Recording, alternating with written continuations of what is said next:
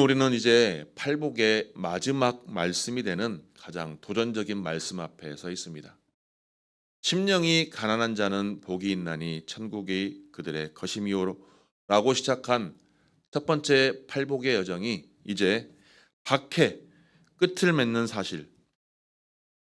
심령이 가난한 자로 시작한 팔복의 첫 여정이 박해로 끝난다는 것. 이것은 우연이라 할 수 없습니다. 즉 천국의 시민권자, 천국 시민권자로서의 성품을 가지고 그 성품이 무르익을수록 이제는 세상과의 충돌을 피할 수 없음을 예수님께서는 알고 계셨습니다. 팔복의 말씀의 첫 번째가 무엇입니까? 심령이 가난한 자, 애통하는 자, 온유한 자, 그리고 의에 줄이고 목마른 자, 긍휼히 여기는 자, 마음이 청결한 자, 화평하게 하는 자. 이러한 성품을 가지고 있는 사람들은 이제 마지막 관문인 이 박효의 최종 관문을 통과해야 하는 것입니다. 그렇다면 오늘 이 말씀을 우리의 삶에 올려놓으면 어떠한 그림이 펼쳐질까요? 박해라는 단어를 들으면 어떠한 생각이 드십니까? 흔히 예수님 시대에 로마의 콜로세움에서 그리스도인들이 박해를 받는 현장, 또 우리 일제강점기 시대에 신사참배를 강요받고 있었던 사실, 또한 북한의 지하교회를 떠올릴 수 있을 것입니다. 그런데 오늘날 우리 시대의 박해는 전혀 다른 방법으로 다가오고 있습니다. 혹시 이러한 경험이 있지는 않습니까? 직장의 회식 자리에서 빠졌더니 어울리기 싫어하는 사람으로 낙인 찍히는 경험. 또 거래처의 부당한 요구를 거절하였더니 융통성이 없는 사람이라고 그러한 소리를 들었던 경험. SNS에 조심스럽게 신앙적 글을 올렸더니 시대적 착오적인 꼰대라는 댓글 세례를 받았던 경험들.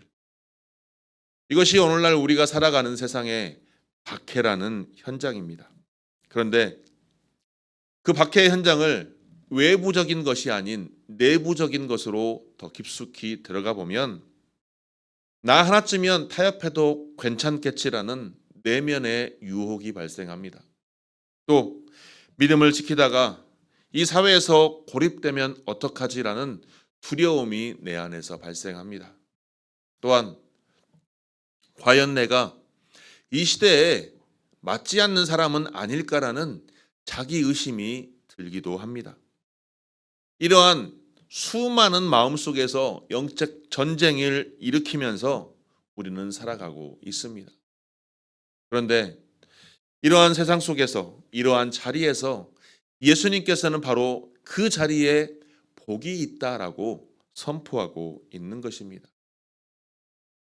그렇다면 세상은 왜 이처럼 의를 박해할까요?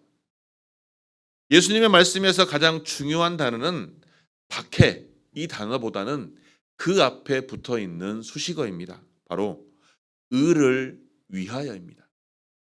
예수님은 모든 박해가 다 복이 있다라고 말씀하고 있지는 않습니다.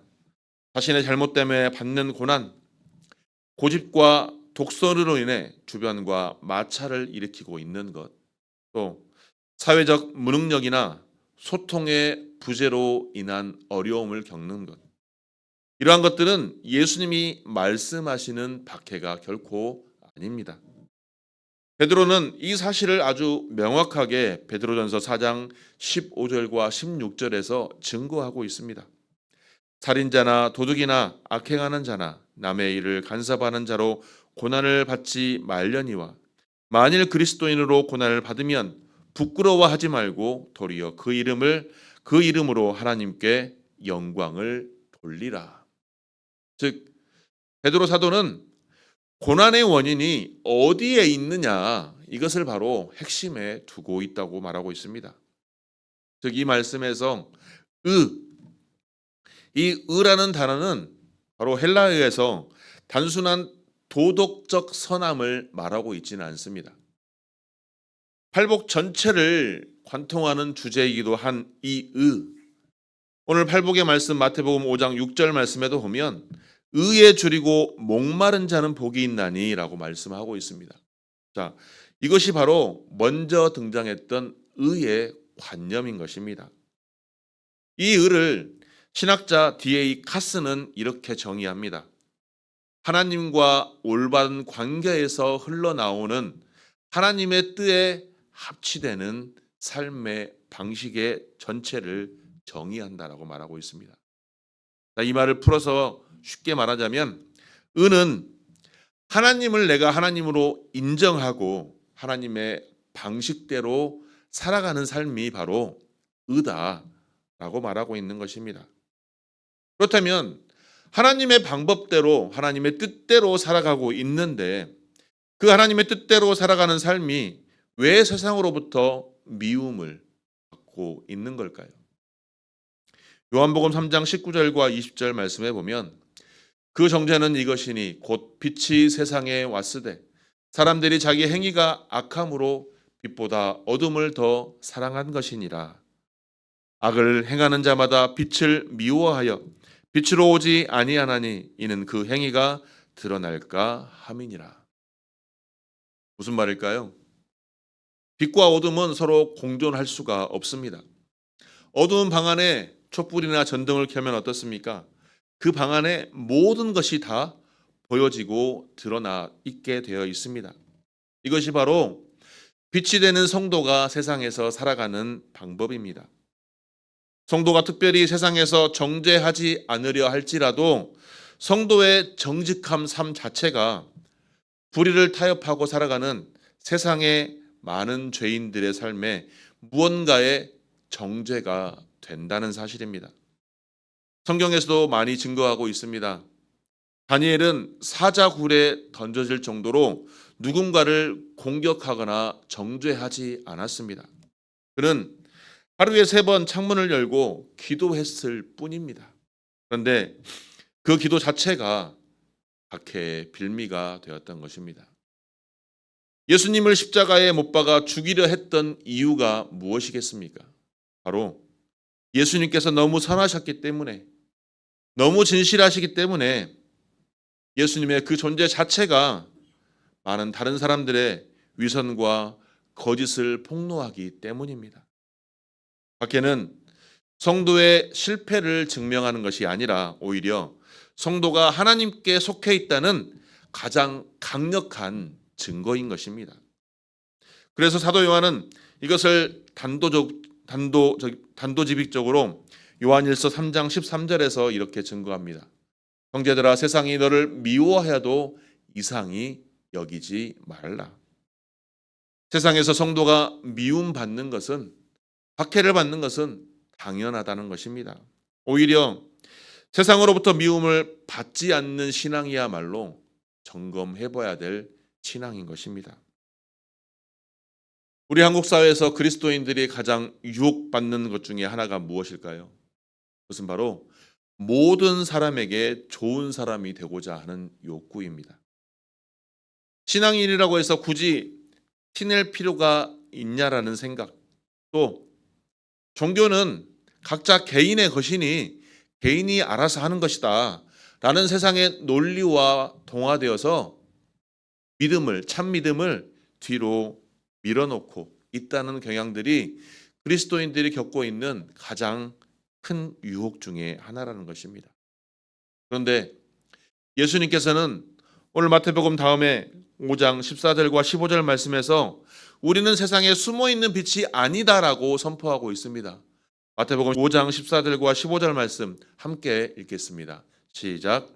너희는 세상의 빛이라. 산 위에 있는 동네가 숨겨지지 못할 것이요 사람이 등불을 켜서 말 아래 두지 아니하고 등경 위에 두나니 이러므로 집안 모든 사람에게 비치느니라. 아멘. 직장에서 부당한 지시가 내려왔을 때 그것은 부당합니다라고 말하는 것은 단순히 융통성이 없는 것은 아닙니다. 그것은 빛이 어둠 속에서 빛나는 것입니다. 그러다 보니 당연히 그 순간 마찰이 생깁니다. 또한 찬밥 신세가 될 수도 있습니다. 이것이 바로 오늘날 우리가 겪는 박해 중에 하나입니다. 하지만 예수님은 바로 그 자리에 복이 있다라고 말씀하고 있는 것입니다. 세상 사람들에게 왜 너만 그렇게 유별나게 구느냐라는 비아냥을 듣는다면 내가 다수의 불의에 동참하고 있지 않는다는 신호입니다. 너무 고지식하다 이러한 조롱을 듣는다면 내가 여전히 하나님의 방식을 따르고 있다라는 증거입니다. 세상의 박수는 짧을지라도 세상의 환호는 변덕스럽습니다. 하지만 하나님의 인정은 영원할 수밖에 없습니다. 사랑하는 성도 여러분, 오늘 나는 나이스한 사람이 되시렵니까? 아니면 의로운 사람이 되시렵니까? 두 길은 처음에는 비슷해 보이지만 결국에는 전혀 다른 곳에 목적지를 둡니다. 그러므로 세상의 어떠한 박해에도 굴하지 않고 하나님께서 인정하시는 의로운 삶의 길을 걸어가심으로 하나님의 인정받고 축복받는 귀한 주의 권속들이 되시기를 주님의 이름으로 축원합니다. 둘째로 박해받는 자가 천국의 현재적 소유자입니다. 예수님은 팔복을 시작하면서 심령이 가난한 자는 복이 있나니 천국이 그들의 것이미요 라고 말씀하고 있으면서 오늘 팔복의 마지막 말씀을 하시면서 10절에 똑같은 동일한 약속을 반복하십니다. 의를 위하여 박해를 받는 자는 복이 있나니 천국이 그들의 것임이라.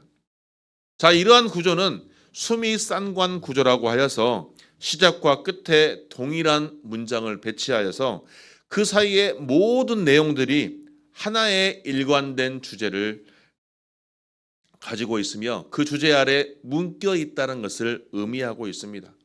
즉 팔복의 모든 주제는 바로 천국이라는 황금 열쇠고리를 연결되어 있는 것입니다.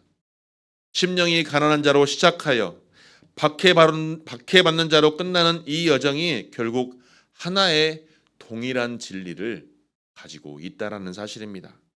그런데 여기서 우리가 중요하게 생각해야 될 것은 천국을 줄 것이다 라는 것이 아니라 바로 천국이 그들의 것이다 라는 의미입니다.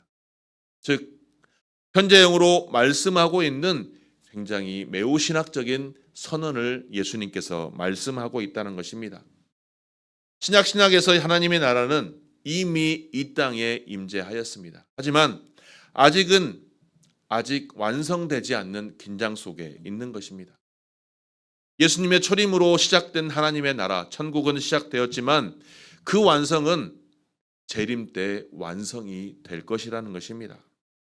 그러므로 이미 이 땅에 임한 천국과 완성될 천국 안에서 우리는 천국을 이 땅에서도 현재 누르고 있는 현재적인 소유자라는 것입니다. 무슨 의미일까요? 즉 박해의 현장이 천국을 가장 생생하게 경험할 수 있는 장소가 된다는 것입니다. 세상의 위로가 끊어진 자리, 기대할 수 있는 모든 인간적인 조건이 제거된 자리, 내가 더 이상 설 수 없는 그 자리, 바로 그 자리에서 성도는 다른 방법으로 결코 맛볼 수 없는 하나님의 통치와 임재를 경험할 수 있는 것입니다. 나를 바치고 있는 지렛대를 온전히 없앴을 때 나를 바치고 있는 것이 지렛대가 아닌 오직 하나님 예수 그리스도임을 경험할 때 그것이 바로 내 삶의 천국임을 맛볼 수 있는 것입니다. 빌립보서 4장 7절 말씀에 그의 평안, 모든 지각에 뛰어난 하나님의 평강은 과연 어떠한 상황에서 펼쳐질까요? 빌립보서를 쓰고 있는 바울의 현재 상태는 어떠한 상태였습니까? 아늑하고 평안한 서재에서 편지를 썼을까요? 감옥에 갇혀 있는 상황 속이었습니다. 그러나 감옥에 갇혀 있는 상황 속에서 그 박해의 현장에서 그는 천국의 평안이 가장 선명하게 드러나고 있음을 증거하고 있는 것입니다. 오늘 우리의 삶 속에서 그러한 증거의 삶이 어디가 있을까요? 내 삶 속에서 그러한 박해의 현장이 어디가 있을까요? 우리는 디지털 세대를 살아가고 있습니다. 핸드폰 하나면 모든 것을 누릴 수 있으며 모든 것을 검색할 수 있으며 모든 나의 의견을 표출할 수 있습니다. 그런데 SNS 알고리즘은 다수의 정서에 맞는 콘텐츠만 증폭시키고 그 흐름에 맞지 않는 목소리들은 다 주변으로 밀어버립니다. 그래서 기독교적 가치관을 우리가 이야기하면 어떻습니까? 좋아요보다는 혐오의 댓글이 깔립니다. 팔로우 수가 현저하게 줄어버립니다. 그리고 때로는 부정적인 댓글로 집중적인 공격을 받기도 합니다. 이러한 디지털 공간에서 소외를 경험할 때, 내 소속감이 위기가 찾아올 때 오늘 우리는 이것을 기억해야 합니다. 빌립보서 3장 20절 말씀입니다. 함께 읽겠습니다. 시작. 그러나 우리의 시민권은 하늘에 있는지라 거기로부터 구원하는 자 곧 주 예수 그리스도를 기다리느니. 아멘. 우리는 이 땅에서 두 세계를 살아가는 사람들입니다. 이 땅의 주민이지만 또한 우리는 하늘 천국의 시민권자입니다. 스마트폰으로 모든 것이 연결되어 있다 하지만 우리의 진짜 서버는 하늘에 있는 것입니다. 이 땅에서 우리가 소외당하고 이 땅에서 우리가 차별받지만 오히려 그럴수록 하늘과의 연결은, 하나님과의 연결은 더 강력해진다는 사실을 꼭 기억하시기를 바랍니다. 그러므로 세상에서의 소외를 결코 두려워하지 마시기 바랍니다.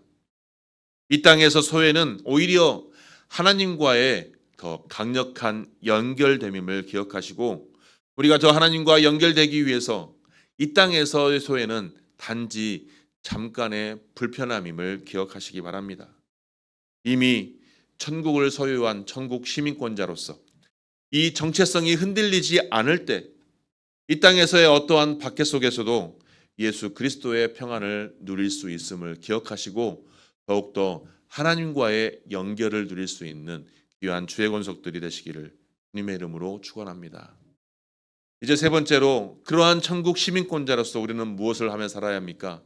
기뻐하고 즐거워해야 합니다.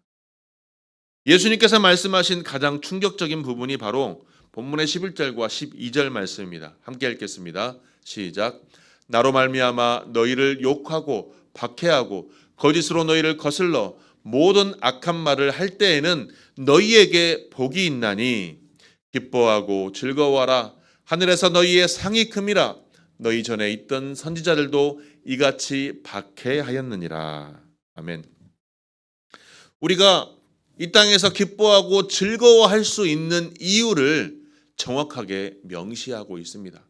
단순히 예수님께서는 기쁜 척이라도 해라 라고 위로하는 것이 아니라 진정한 기쁨을 누려라라고 명령하고 있습니다. 우리가 진정한 기쁨을 누릴 수 있는 근거가 있습니다. 그 첫 번째 근거가 바로 하늘에서 너희의 상이 큼이라고 정확하게 약속하고 있는 것입니다. 하늘의 상급은 이 땅의 손해에서 주어지는 단순한 보상이 아닙니다.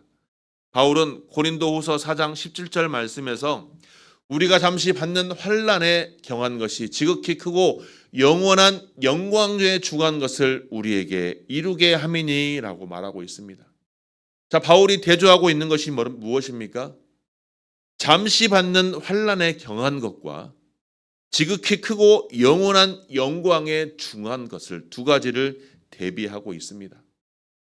우리는 이 땅에서의 박해가 엄청나게 무겁고 길게 보여도 영원한 시간 앞에서는 아주 잠깐이며 가볍다라고 증거하고 있는 것입니다. 반면에 하늘의 큰 상급은 지극히 크고 영원히 무겁다라는 표현을 쓰면서 우리가 현재 이 땅의 고난보다는 훨씬 큰 것이 영원한 하늘의 상급임을 증거하고 있는 것입니다. 그래서 로마서 8장 18절에서 바울은 생각하건대 현재의 고난은 장차 우리에게 나타날 영광과 비교할 수 없도다라고 증거하고 있는 것입니다. 그렇기 때문에 우리는 이 땅의 고난 속에서도 기뻐할 수 있는 것입니다. 기뻐할 수 있는 두 번째 근거가 무엇이겠습니까? 바로 너희 전에 있던 선지자들도 이같이 박해하였느니라 라고 말씀하고 있습니다. 즉 예수님께서는 박해를 받는 우리에게 이처럼 말씀하고 있습니다. 박해받는 너희가 절대 외롭지 않다. 바로 아브라함, 모세, 엘리야, 이사야, 에레미야 같은 선지자의 줄에 너희가 서 있기 때문이다 라고 말씀하고 있는 것입니다. 그래서 히브리서 11장 37절과 38절 말씀에서는 그들은 돌로 치는 것과 톱으로 켜는 것과 시험과 칼로 죽임을 당하고 양과 염소의 가죽을 입고 유리하여 궁핍과 환난과 학대를 받았으니 이런 사람은 세상이 감당하지 못하느니라 라고 증거하고 있습니다.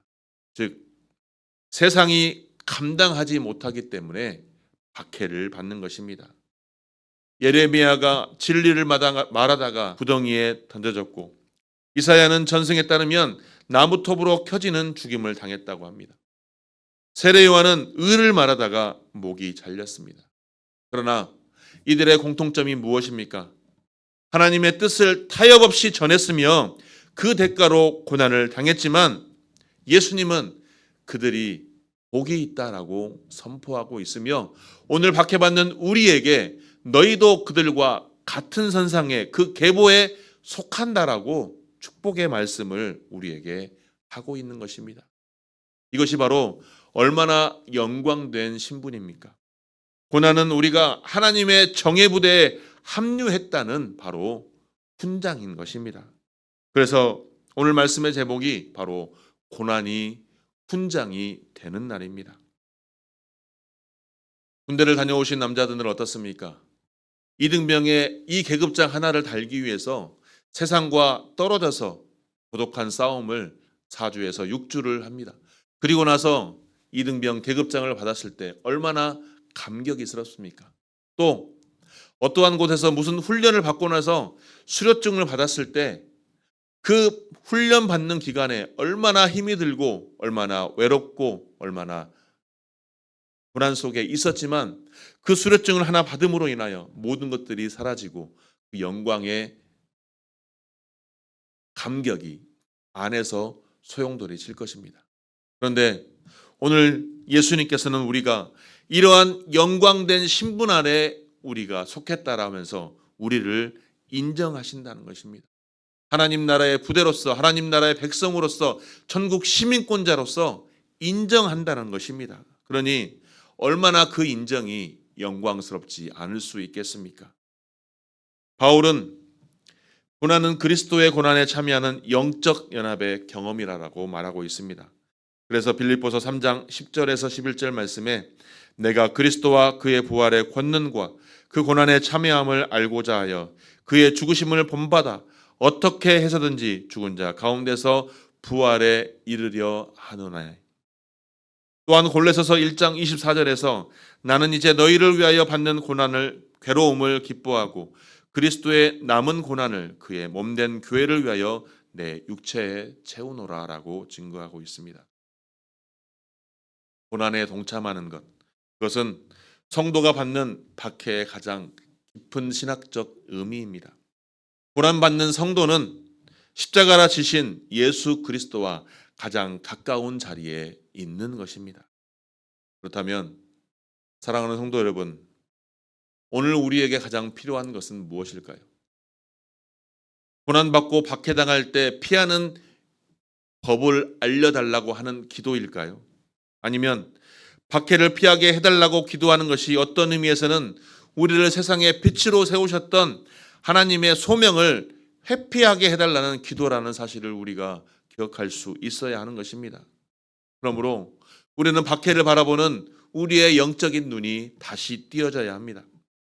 고난이 닥쳤을 때 왜 하나님 나에게 이러한 시련을 주십니까? 라고 이러한 피해 의식 속에 살아가는 것이 아니라 내가 주님을 위해 고난받은 자로 여겨지니 선택받았으니 감사합니다. 이 정체성이 오늘 우리의 정체성이 되어야 할 줄 믿습니다.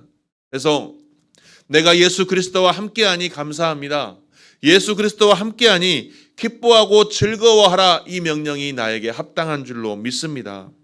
그래서 나의 삶 속에서 예수 그리스도와 늘 동행하는 삶으로 축복받는 인생이 되시기를 주님의 이름으로 축원합니다. 신앙의 진정성은 평탄한 길에서는 절대 검증되지 않습니다. 믿음이 정확하게 드러나는 자리는 바로 신앙의 역경의 자리입니다. 이를 우리는 코로나를 통해서 명실히 경험하였습니다.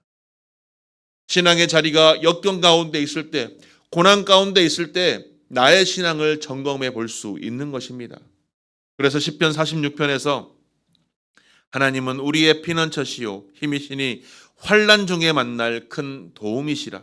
그러므로 땅이 변하든지 산이 흔들려 바닷 가운데 빠지든지 바닷물이 솟아나고 뛰놀든지 그것이 넘침으로 산이 흔들릴지라도 우리는 두려워하지 아니하리로다. 이 담대함이 있을 때 우리는 세상의 그 어떠한 상황 속에서도 두려움을 느끼지 않고 승리할 줄 믿습니다. 사도행전의 역사를 보면 사도들은 날마다 예수가 그리스도임을 외치며 성전에서 외쳤습니다. 하지만 예수님의 사후, 예수님께서 하늘로 올라가시고 난 후 많은 그리스도인들이 많은 종교 지도자들에 의해서 대제사장들에게 의해서 다시 잡혔습니다. 하지만 그들은 그들의 경고에 그치지 않았습니다. 그들은 성경에 기록되어 있을 때 그들이 옳게 여겨 사도들을 불러들여 채찍질하며 예수의 이름으로 말하는 것을 금하고 놓으니라. 예수의 제자들은 예수의 이름을 부를 때 가죽끈으로 된 채찍이 등과 어깨를 내리실 때마다 살이 찢어지는 고통을 당하였습니다. 사도들은 그 자리에서 피를 흘리며 상처가 깊게 남았습니다. 그런데 그들이 풀려난 후에 공회를 나서면서 그들의 반응은 어떠했을까요? 사도들은 그 이름을 위하여 능욕받는 일에 합당한 자로 여기심을 기뻐하며 공회를 떠나니라라고 증거하고 있습니다. 합당한 자로 여기심을 기뻐하며 예수 그리스도와 함께 동행하는 일에 합당한 자로 기뻐하며 그들은 떠났다라고 얘기하고 있습니다. 그들의 고통이 기쁜 이유가 무엇일까요? 고통이 없어져서일까요? 아니면 상처가 빨리 아물 수도 있기 때문일까요? 아닙니다. 자신들이 예수의 이름을 위해 고난받기에 합당한 자로 여겨졌다는 사실 자체가 기쁨일 수밖에 없었기 때문입니다. 마치 군인이 훈장을 받고 그 훈장을 통한 상처가 영광이 되었듯이, 그리고 그들은 그 영광의 상처를, 그 영광의 길을 멈추지 않았습니다. 그래서 42절은 선언합니다. 그들이 날마다 성전에 있든지 집에 있든지 예수는 그리스도라 가르치기와 전도를 그치지 아니하리라. 박해를 받고 고난을 당했지만 그들이 한 일은 무엇입니까? 숨어있고 낙담하고 좌절한 것이 아니라 오히려 더 담대하게 가르치고 전도하였다는 것입니다. 박해는 그들을 꺾은 것이 아니라 오히려 더 강하게 예수 그리스도의 제자의 사명을 세워갔던 것입니다. 이것이 바로 오늘 우리가 붙잡아야 될 진리입니다. 세상의 박해가 성도를 꺾을 수 없는 이유는 단 하나입니다. 바로 성도의 기쁨의 근원이 세상에 있지 않기 때문입니다. 세상에 줄 수 없는 기쁨은 세상이 빼앗을 수 없습니다. 그래서 요한복음 16장 22절에서 지금은 너희가 근심하나 내가 다시 너희를 보리니 너희 마음이 기쁠 것이요 너희 기쁨을 빼앗을 자가 없으리라. 사랑하는 성도 여러분, 세상의 물결 앞에 하나님의 의를 지키시느니라 고단하십니까? 직장에서 세상에서 정직하게 살려 하다 보니 손해보고 힘드십니까? 믿음을 지키다가 나에게 임한 좋은 기회를 놓치십니까? 아니면 SNS에서 진리를 말하다가 부정적인 댓글이나 조롱을 당하십니까? 하지만 그러한 자리에 예수님께서는 복이 있다라고 말씀하십니다. 우리의 사도들이 걸었던 영광스러운 길을 우리가 함께 걷는다라고 우리에게 선포하고 있습니다. 하나님의 의를 위하여 고난받는 자가 오히려 하나님께 하늘에 받을 큰 상급이 예약된 자임을 기억하시기 바랍니다. 결코 박해는 우리를 끝낼 수 없습니다. 하나님께서 우리를 세상에 끊어내어 하나님의 자녀로 더 끌어들이는 도구라는 사실을 꼭 기억하시기 바랍니다. 세상의 모든 위로가 끊어지는 그 자리에서 성도는 비로소 그 세상의 어떠한 언어도 설명할 수 없는 천국을 맛볼 수 있습니다. 그러므로 이번 한 주간 우리가 어떤 자리에 있든지 하나님의 시선을 의식하며 사시기 바랍니다. 내가 세상에서 환영받는 자로 사는 것을 시선에 두는 것이 아니라 내가 지금 하나님 앞에 얼마나 바로 서 있는지를 질문하시고 그리고 의를 위한 고난의 자리에서 사도들처럼 기뻐하고 즐거워할 수 있는 저와 여러분이 되시기를 주님의 이름으로 축원합니다. 그러므로 이미 우리는 천국을 소유한 자로, 천국을 이 땅에서도 맛보는 자로 세상의 그 어떠한 박해와 고난 속에서도 선지자들처럼 기뻐하고 즐거워하며 하늘의 영광을 소망하면서 마침내 우리에게 주어질 큰 상급 앞에서 하나님께 영광 돌리시는 귀한 주의 권속들이 되시기를 주님의 이름으로 축원합니다.